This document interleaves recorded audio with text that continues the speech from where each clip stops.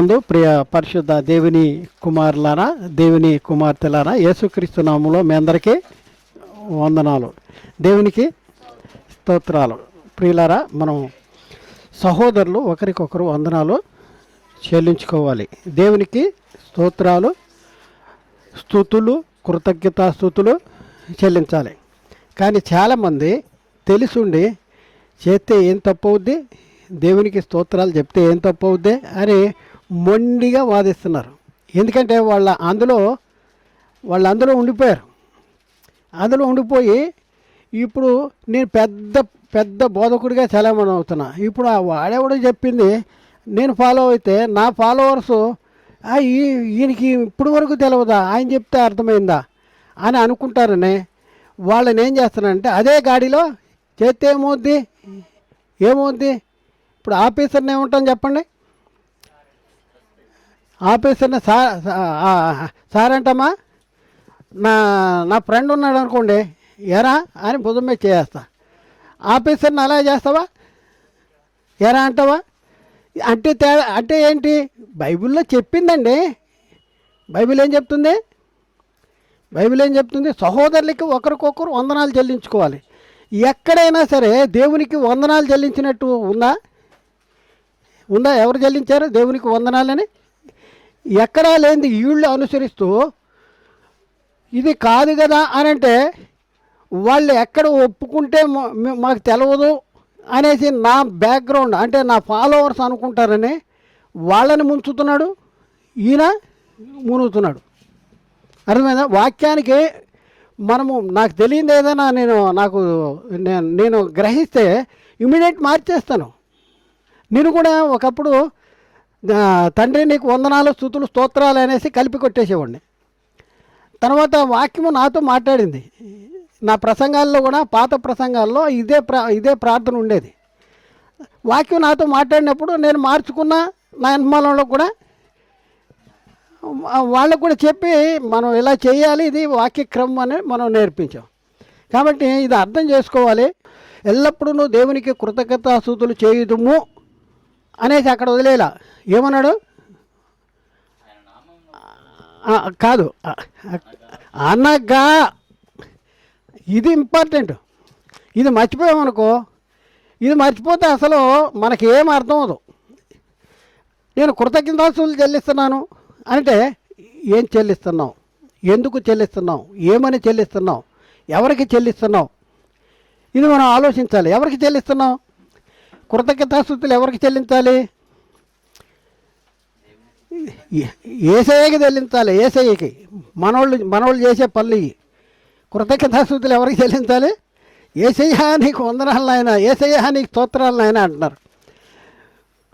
Bible చెప్తుంది ఏంటంటే మాట చేత కానీ క్రియల చేత కానీ మీరేమి చేసినో ప్రభు అయిన యేసుక్రీస్తు ద్వారా తండ్రి అయిన దేవునికి కృతజ్ఞతాస్తుతులు చెల్లించుతూ సమస్తమును ఆయన పేరిట చేయుడి. కొలసి పత్రిక 3 16 కొలసి పత్రిక 3 16 అదే సంగీతములతోనూ కీర్తనలతోనూ ఆత్మ సంబంధమైన పద్యములతోనూ 16 చదవండి. 17 చదవండి. మరియు మాట చేత కానీ క్రియ చేత కానీ మీరేమి చేసినను ప్రభు అయిన యేసు ద్వారా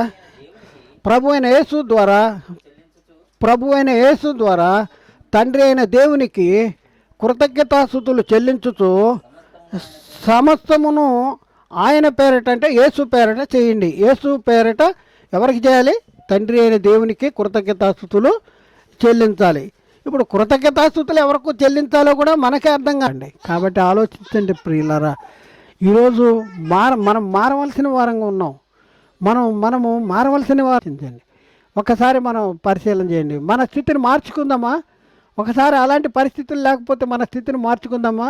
లేకపోతే హృదయాన్ని కఠినం చేద్దామా? వాత వేయబడినటువంటి మనస్సాక్షి కలిగిన వారంగా ఉండి మాటికి చేసిన తప్పే మనం చేస్తానికి ప్రయత్నం చేద్దామా? వాక్యాన్ని బట్టి మన జీవితాలు మార్చుకుందామా? ఒకసారి ఆలోచించవలసిన అవసరం ఉంది. మన హృదయాల మీద మనం చేసి, గుండెల మీద చేసి మనం ఏ స్థితిలో ఉన్నాము ఒకసారి గ్రహించండి ఆలోచించండి. ఎవరిని వ్యక్తిగతంగా ఉద్దేశించి చెప్పేది కాదు, ఒక సంఘపరంగా సంస్థపరంగా చెప్పినటువంటి సంగతులు కాదు. బైబిల్ చెప్పడానికి ప్రయత్నం చేస్తున్నాం, బైబిల్లో ఉన్న సంగతులు చెప్పడానికి ప్రయత్నం చేస్తున్నాం. కాబట్టి ఆలోచించండి.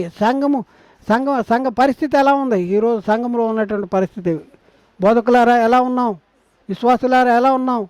మనం పరిశీలన చేయాలి, మనల్ని మనం పరిశీలన చేయాలి. మీరు విశ్వాసం గలవారై ఉన్నారో లేరో మిమ్మల్ని మీరే పరీక్షించుకోండి, మిమ్మల్ని మీరే పరిశోధించుకోండి. మీరు భ్రష్టులు కాని ఎడల యేసుక్రీస్తు మీ యందు ఉన్నాడని మిమ్మల్ని మీరే ఎరగరా. ఇది మనకే తెలుసు. వాక్యమనే అద్దం దగ్గరికి వచ్చినప్పుడు మన సహజ ముఖాన్ని అద్దంలో ఎలా చూసుకుంటామో, వాక్యం దగ్గరికి వచ్చినప్పుడు మన సహజ స్థితి, మన హృదయము అంతరంగ స్థితిని ఈ వాక్యం ద్వారా మనకు తెలుస్తుంది. తెలిసినప్పుడు మన జీవితాలు మార్చుకుంటానికి ప్రయత్నం చేయాలి. కానీ మాకు వ్యతిరేకంగా చెప్తున్నాడు, మా గురించి చెప్తున్నాడు అనేటటువంటి ఆలోచన తగనిది. కాబట్టి అలాంటి ఆలోచన పెట్టుకోబోకండి. ఆమేన్.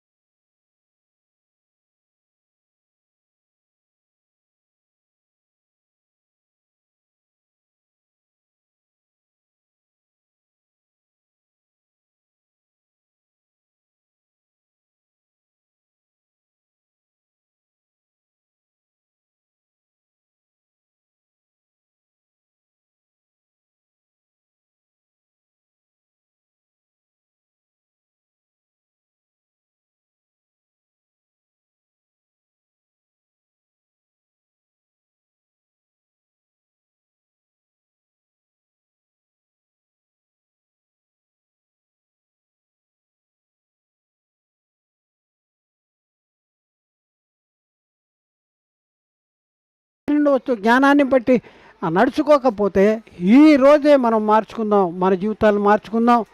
మనం ప్రార్థన చేసుకుందాం, తండ్రి నా జీవితాన్ని మార్చు, నేను మారాలని అనుకుంటున్నా అనేది ప్రతి ఒక్కరు హృదయంలో ప్రార్థన చేసుకోవాల్సిన అవసరం ఉంది. మారుదాం ప్రియులారా, మారుదాం. అలాంటి ఒక క్రీస్తు వచ్చి మరి యావత్ ప్రపంచాన్ని మార్చినప్పుడు ఇంతమంది క్రైస్తవులుగా మనం జీవిస్తూ మరి ఎవరిని మార్చలేకపోతున్నాం. ఎందుకంటే మనము మారలేదు ముందు. కాబట్టి ముందు మనం మారుదాం, ఆ తర్వాత లోకాన్ని మారుద్దాం. మరి దేవుడు మాట్లాడిన ప్రతి మాట ప్రతి ఒక్క హృదయంలో నీరుగట్టి ఫలింపు చేయనుగా.